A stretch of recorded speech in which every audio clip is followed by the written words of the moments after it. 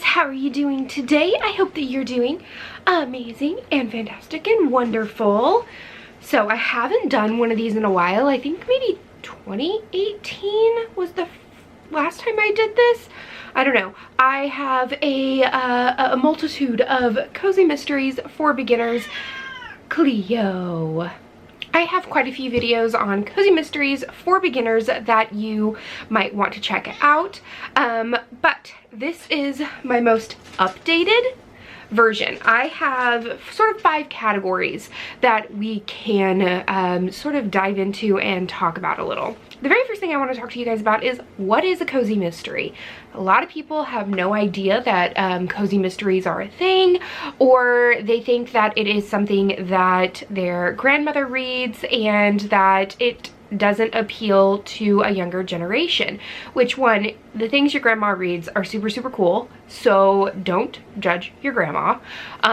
And 2, cozy mysteries are for all ages, and I'll really dive deeper into why I think that in the 5 books I'm going to recommend to you. A cozy mystery is a mystery where the murder happens off screen. So someone might have died a violent murder, but the gory details are not written on the page. We are following an amateur sleuth, which means that they aren't necessarily a detective. They don't really work with law enforcement. They have a plethora of different types of jobs: teachers, bakers, librarians, agriculturalists. If you have a niche of something that you love, knitting, crocheting, cozy mysteries are for you. There are a ton of different themes. I have some top 5s in different types of themes. I also have a cozy mysteries across the United States as well. So there are a ton of different things that you can dive deep into. So normally the amateur sleuth is sort of weasels their way into the crime, either because they are the person of interest, someone they love is the person of interest, or they're very nosy and they have to figure out the whodunit. Sometimes they work with law enforcement, sometimes there's some love interests, but they're closed door romances for the most part. So if you don't like open door romances, then cozies are also something that you can dive deep into. One of the reasons why I love cozies so much is because they come in series. I love being able to go, I'm gonna binge this series this weekend, and I'm able to read like 3 or 4 books at once, stay within the world, and I love getting to know the characters.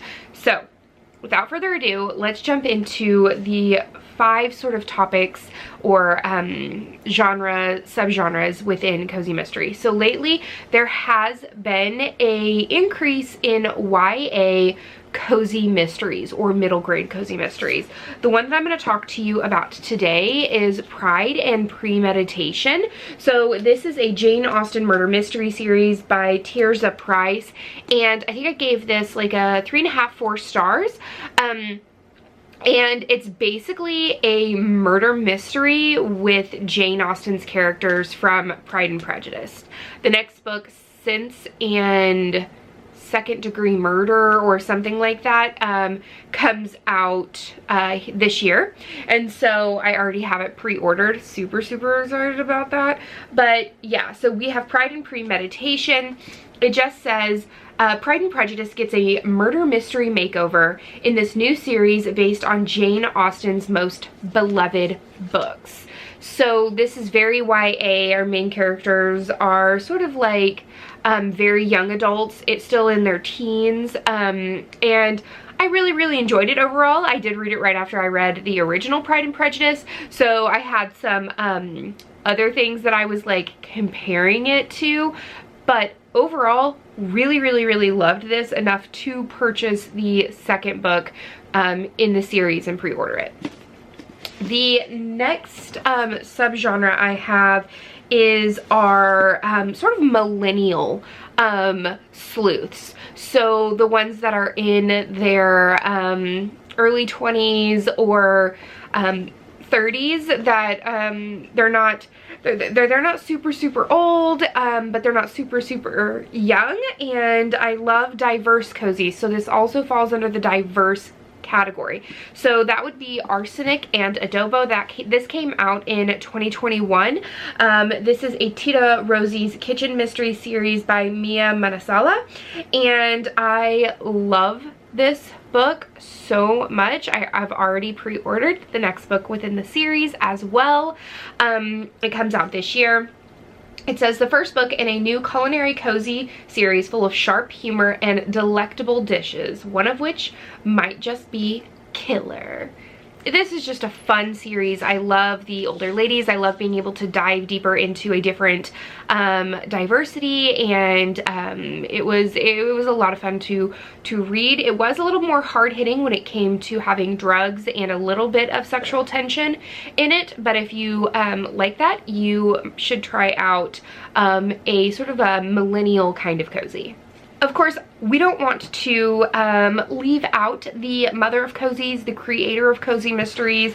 That would be Agatha Christie and her Miss Marple series. So this is a complete short stories of it right here. But we follow Miss Marple, who is, I think she might be a septuagenarian in her 70s, but she is the quintessential grandma that everybody loves, and she's very smart and has an eye for detail and seeing things that the detective constables do not see. She's quite funny, quite hilarious. You can always go and watch the movies and TV adaptations of her as well, which is always super fun to be able to do. But I love Miss Marple. I love Agatha Christie in general. Now, those of you who know who my favorite cozy mystery authors are like, well, where's Ellie? Where's Ellery? Guys, I'm not gonna not talk about them. I just wanted to like end with it and then, you know, start with some others that I might not have, you know, really talked about. Meet Your Baker. Guys, I was put on this earth to push this series. This is the cover of the first book in the series. There are 14 out right now, and she got signed up to do, I think, up to 18. Seriously, it is a bake shop mystery series. We follow our main protagonist, Jules, who is moving home in this book. Her marriage is in shambles, and she's trying to figure out who she is and who she wants to be, and what she wants to do with her life. And this is just, it's so good. It says, welcome to Tort, a friendly small town family bake shop where the treats are so good that sometimes it's criminal. I am addicted to cozy mysteries that have baking inside them. I have baked multitudes of cozy mystery recipes, and I absolutely love them. I have a whole playlist on cooking with cozies that you can go and check out, but I love this series and I can't speak more highly of it. And last but certainly not least is Ellery Adams and her Secret Book and Scone Society series. Her cozy mysteries read like literary fiction with mystery elements. She does not shy away from hard topics. She does not shy away from romance. It's not necessarily open-doored romance, but it is sort of like crack door romance. Like it's like open like a little bit, but it's good. I appreciate the cracked door a lot. But yeah, so we have, it says it starts with a quirky club in a small town, North Carolina, holds the key to health, happiness, and friendship, and even solving a murder, all to be found within the pages of the right book.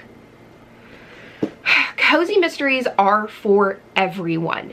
You can and will find a cozy mystery that will grab you and pull you into the world, and you'll feel snuggly and warm and safe, all while trying to figure out the whodunit. I cannot talk more highly about cozy mysteries. So I hope this was helpful. Let me know if you have any questions. I totally don't mind recommending some books to you. I have a ton of playlists when it comes to the different themes of cozies, diverse, cooking, baking, gardening, all different kinds of things. But that's the end of this chapter of Courtagonist. Please give this video a thumbs up and subscribe if you haven't already. And until next time, guys, happy reading. Bye.